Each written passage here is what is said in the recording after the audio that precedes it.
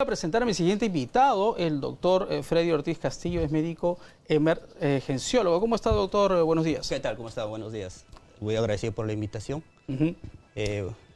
Bueno, estaba comentando justo acerca de cuándo pues, uno tiene que recurrir al hospital, ¿no? Porque muchos pacientes, obviamente, al ver un cuadro de un tipo de enfermedad o quizás un accidente, no sé, lo primero que hacemos es ir de emergencia al hospital y este hospital pues colapsa, pues porque no tiene la capacidad, ¿no? Y ahora en estas fiestas, ahora con mucha más razón, ¿no? Entonces, por favor, explíquenos, por favor, ¿cuándo ir? Bueno, para esto yo creo que lo primero que tenemos que tener una definición clara de lo que es una emergencia y lo que es una urgencia, ¿no?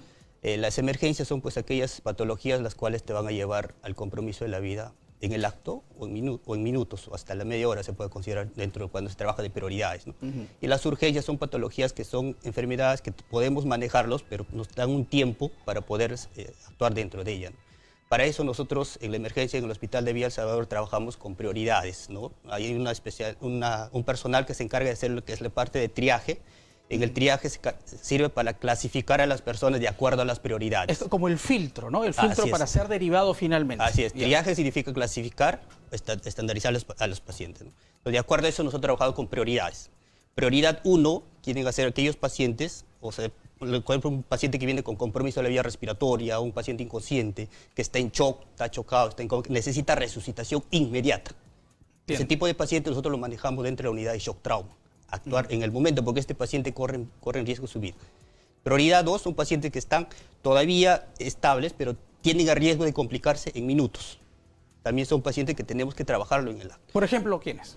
Por ejemplo, un paciente que viene con una hemorragia digestiva activa, pero tenemos funciones vitales estables en el momento, pero es una hemorragia digestiva activa, que en cualquier momento se nos puede complicar. Entonces, este paciente necesita una atención inmediata. Claro. Entonces, tenemos un plazo máximo, hablan de prioridades por tiempos, nos dan un tiempo de aproximadamente 30 minutos para poder actuar en este paciente. Si no actuamos en ese tiempo, este paciente se puede complicar y puede llegar a fallecer.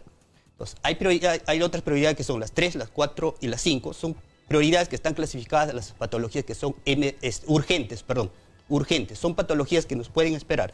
Las prioridades 3 son patologías que nos pueden esperar hasta la hora, hasta las 2 horas para poder actuar.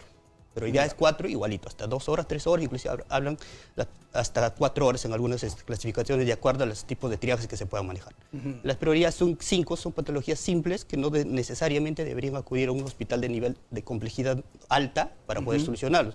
Son patologías que se pueden solucionar dentro de la periferia del hospital. Entonces, cada hospital, en el establecimiento de salud, trabajamos por niveles de hospitales. Entonces, los primeros niveles son los establecimientos de salud que pueden manejar patologías simples, como una gripe, un resfrío, una faringitis, etc. Un centro médico cercano, que puede ir a solucionar el problema. Pues, lamentablemente, la emergencia en el Perú se sobresatura de ese tipo de pacientes. Pacientes prioridades 4 y 5. ¿No? Patologías que se pueden manejar en un centro de salud. Entonces, todos te llegan al hospital y te aglomeran la emergencia. Estadísticamente, nosotros en el hospital, por ejemplo, de la atención que hacemos por prioridades, el gran porcentaje de la atención viene a ser prioridad 4 y prioridad 5. Patologías que se deben manejar se pueden manejar dentro de la periferia del establecimiento. Entonces, por eso quería un poquito enfocar bastante este tema, hacer la diferencia entre emergencia y urgencia, ¿no? Muchas veces los familiares de los pacientes vienen pues con ese tipo de demandantes, con patologías de repente prioridades 4, prioridades 5, que son patologías que lo pueden manejar muy bien los establecimientos de salud periféricos, pero llegan al establecimiento y nos aglomeran la emergencia. Y la atención es por prioridad. O sea, no es por orden de llegada, ¿no? La atención es por prioridad. Si me llega un paciente de prioridad 1, prioridad 2, tengo que actuar acá. Usted mencionó algo muy importante, y nosotros como familiares no entendemos, ¿no? Y le hacemos en vez de ayudar y facilitar el trabajo de los médicos, es otro lado, ya, ponernos del lado de los profesionales. Hay que ponerlo de los dos lados, ya.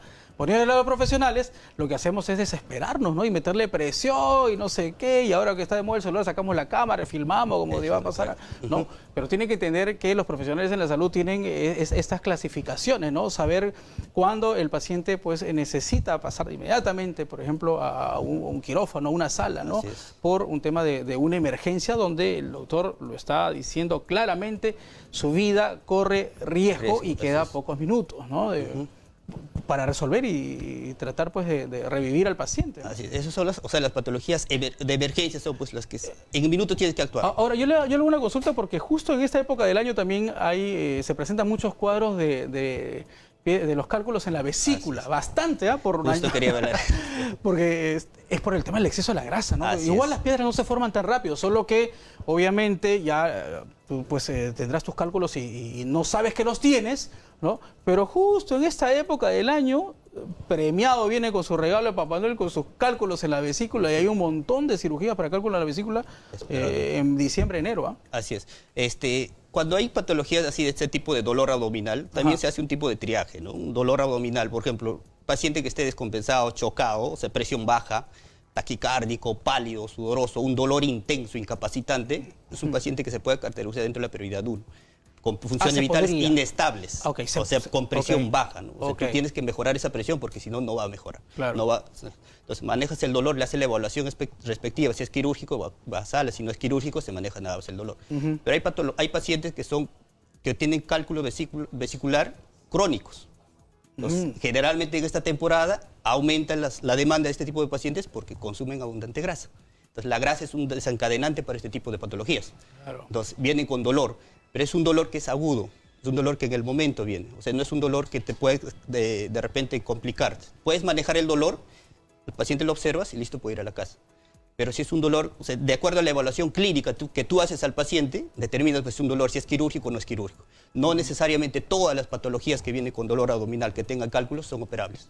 Entonces, tienen criterios para poder entrar a sala, ¿no? Entonces, se maneja también el dolor. Y como dices, este tipo de pacientes son las demandas en estos últimos días por el tipo de comida que se va a llevar a cabo, ¿no? O sea, realmente los casos, como les digo, de los cálculos a la vesícula es impresionante. Y obviamente, el final, bueno, usted, redundando lo que dijo hace un ratito, hay que evaluar al paciente y usted después determina a los profesionales cuál pasa inmediatamente de emergencia, ¿no? Y cuál pues podría tener una próxima cita o una reevaluación quizás, ¿no? Así es. Generalmente la gran mayoría de este tipo de pacientes son pues, cirugías programadas, ¿no? No todos son emergencias. Porque tiene que buscar pues la estabilidad también, ¿no? Claro, el paciente, o sea, ¿no? por eso es el triaje, pues se evalúa la estabilidad del paciente, está compensado solamente el manejo del dolor, si hay alguna inestabilidad ya se hace otros estudios para poder determinar. Claro, y por ejemplo también en breve vamos a estar con la doctora Fiorella Retis, que es especialista en medicina familiar y sí. Ya, ok. Bueno, entonces, regresando con el tema de los casos, por ejemplo, de estas emergencias, ¿no? ¿Qué otras patologías se presentan con mayor frecuencia, ¿no? Bueno, en esta temporada lo más frecuente van a ser los accidentes, ¿no? Los accidentes de tránsito, la mayoría va a estar en estados etílicos, van a llegar pacientes con intoxicación alcohólica, los dolores que van a ser, las infecciones, la gastroenteritis que van a abundar en este momento, los empachos, porque a veces llegan a estas fiestas, pues comen de todo, entonces llegan empachados.